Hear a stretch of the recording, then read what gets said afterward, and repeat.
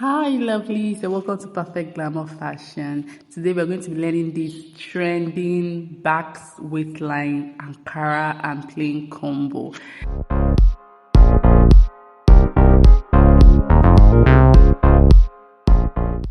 So the first thing we're going to do is to draw our basic bodice block, and to start we're going to rule our start line. So you can come down by ½ inch or 1 inch and rule your start line. And when we're done doing that, we're going to mark our horizontal measurements. I've marked my nipple point, my underbust, my half length, and then we're ruling that out. I'm doing this very quickly because this is just a basic bodice block. You already know how to do that if you've been with us in this channel. In order to get the hip line, I'm going to use 6 inches for the hip line of this one. If you observe the style, you will see that the flare doesn't exactly start at the hip region. It starts somewhere below the navel.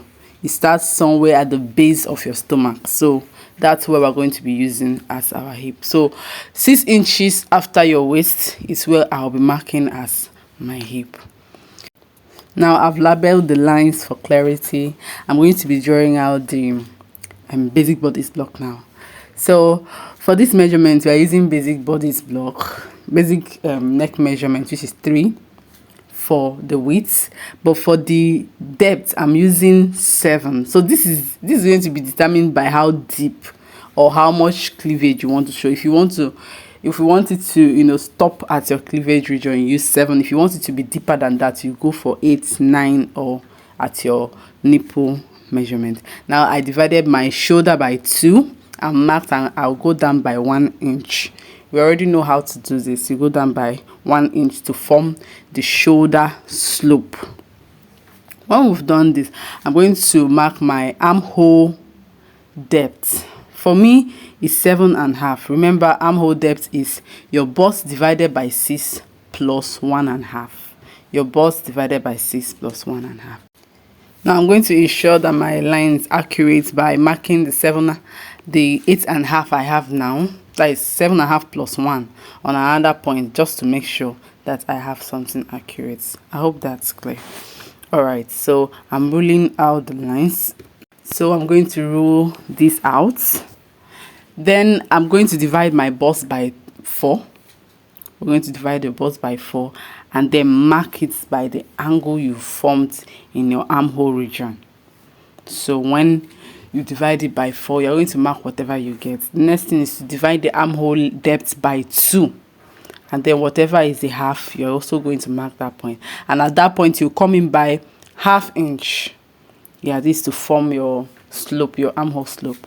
And then you with your curved ruler, you rule that out. When you're done ruling that, the next thing we're going to do is to input other horizontal measurements. We have already marked our bust divided by 4. You're going to mark your waist divided by 4. For this particular dress, we're not using that. So this is the point where we would have added that, but we're not using that for this. So as we progress, you see how we want to run this. We're not using that, so you just mark your waist divided by 4, and then your hip. For the hip region, you might have to use your hip -1 or hip -2, depending on how tight you want it to be in that flare region. Okay, so I use my hip -2. Or better still, you can just take your tape and measure the circumference below your stomach region and mark. And the next thing we're going to do is to connect all the dots. I forgot to do my waist and my underbust divided by 4, so I just did my underbust divided by 4. So go ahead and connect all your dots. The next thing is, at the underbust, go up by 2 inches. Okay, this is to form the cup for the corset region. Go up by 2 inches and connect with a curved ruler. Don't make it too curvy though, but just connect with a curved ruler. The next thing we're going to be doing is to, basically we are almost done. The next thing we're going to be doing is to come to the base, that's the hip line that we marked. going by 4 inches. Now pay careful attention to this part. Going by 4 inches, go up by 2 inches. Okay, this is to form a curve. This is to form a curve. I went in by 2 inches at this point and formed my curve. You can go in by 2.5, but don't go in by more than 2.5 so that it won't be too curvy. Okay, now by the side, I went in by 2 initially and then came back. I went in by 2.25. okay, so feel free to use whatever you have. Anything between 2 and 2.5 is good. It's going to give a good curve there too. And then I'm going to connect with my straight ruler this time around. So observe that the center I connected with the curved ruler, but the side I connected with a straight ruler. And then at that hip, you're just going to rule a straight line to the end of your pattern paper. We're going to see what this will be used for. You just rule a straight line to the end of your pattern paper. Now we have 3 parts of this particular style. We have the 1, 2, 3. So label yours the way I'm labeling it. You're going to see how we will use that to form this style. Yes, we are making progress. So if at this point you've not liked this video, what are you waiting for? Do well to like this video, do well to share it with your friends, and do well to subscribe if you've not subscribed to this channel. We'll bring you sewing tutorials every now and then to make sure that you perfect your sewing game. Now, for the first pattern, we're going to divide the shoulder slope by 2.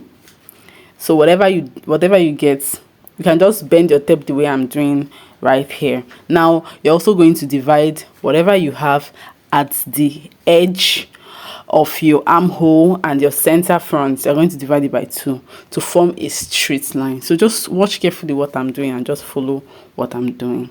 Now I'm going to slit this. If you're familiar with the slash and spread method, you will totally understand what I'm doing. I'm going to open it up, but I will not open it up totally. I would allow it to have something to hold it a bit, so just leave small space so that it doesn't open up totally and you get confused. Now at the pattern 3, remember we labeled it into 3. I don't want it to have a lot of papers flying around, so I'm going to just divide it into 3. So at that base, divide whatever you have at the base into 3 and mark. Okay, whatever you have as your base, just divide it into 3 and mark. Also, whatever you used for your division in the base, also come to the hip line and divide the hip line into 3 using whatever measurement you used for the base. This is to form a straight line. Once you've gotten the straight line, we are good to go. We're also going to be slashing and spreading this part. This is the difficult part of this particular style. This is the tricky part of this style, so just pay close attention to how we'll be doing it. So I'm just going to pieces this, and then we're coming over to the back. Now for the back, just the way we did for the front, you're going to rule your start line with 1/2 inch, with 1 inch, whatever works for you is fine. All right, so when we rule that out, we're going to be marking out our horizontal lines like we did for the front, the bust point, the underbust, the half length, and then the hip. Okay, so whatever is your nipple point, like I call it bust point, whatever is your waist and your half length, do well to mark and connect the lines.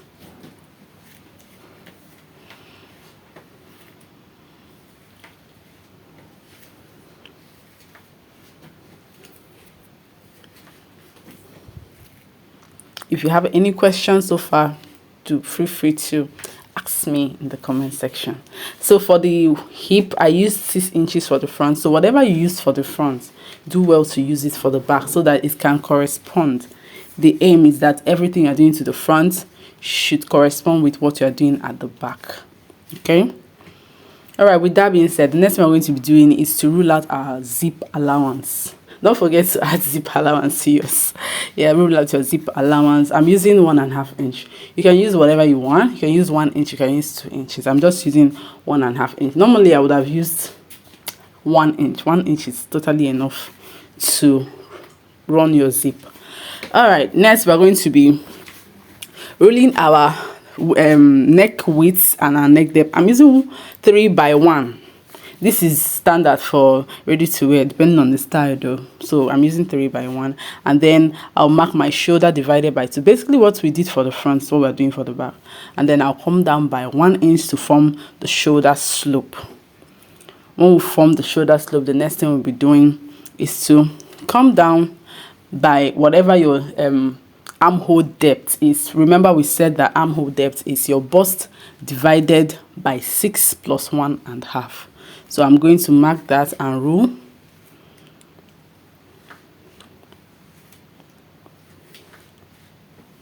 Now that I've ruled that out, I will also divide my bust by 4, basically what we did in the front, and then I'm going to mark that too to form the angle. When we form the angle, you will divide your armhole depth by 2 and mark.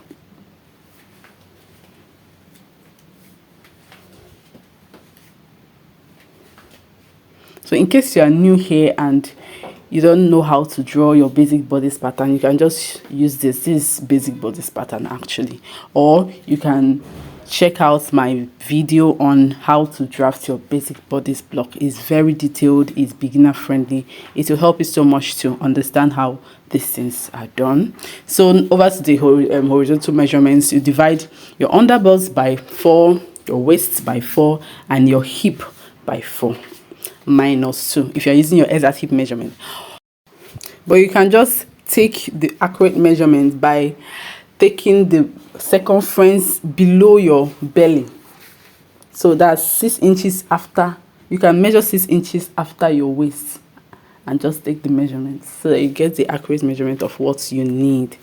Now, like we did for the front, we are going to come to the hip and mark and go in by 4 inches and go up by 2 inches. By the side, remember I went up by 2.25. You are going to go up by 2.25. Whatever you went up by the side of your front with is what you will go up with at the side of your back, so that they will correspond. Please don't miss this, okay? So that you don't end up having the Ankara side not corresponding with the main fabric. All right, we're going to label the lines. This is nipple point or bust point. This is the underbust, the waistline, and then the hip line. Now to eliminate zip bulge, remember what we usually do. We usually take out 1/2 inch from the waistline without replacing it actually.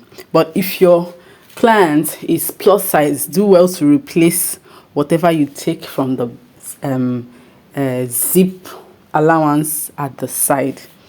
If you've not seen my basic bodice block video, you might as well check it out. This will help explain all of this that we're doing.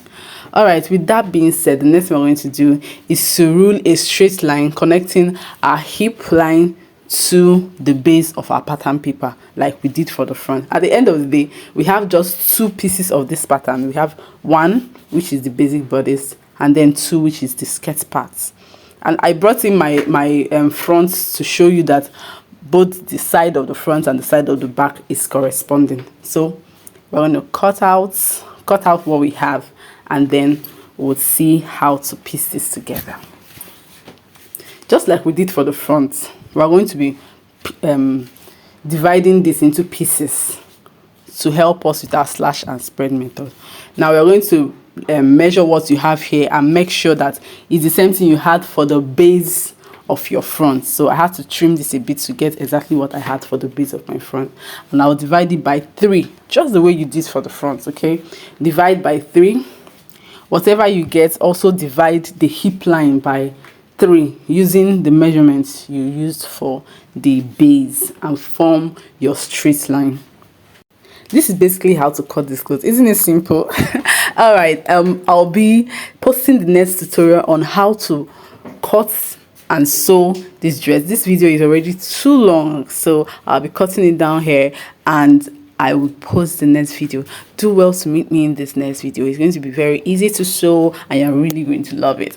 Bye.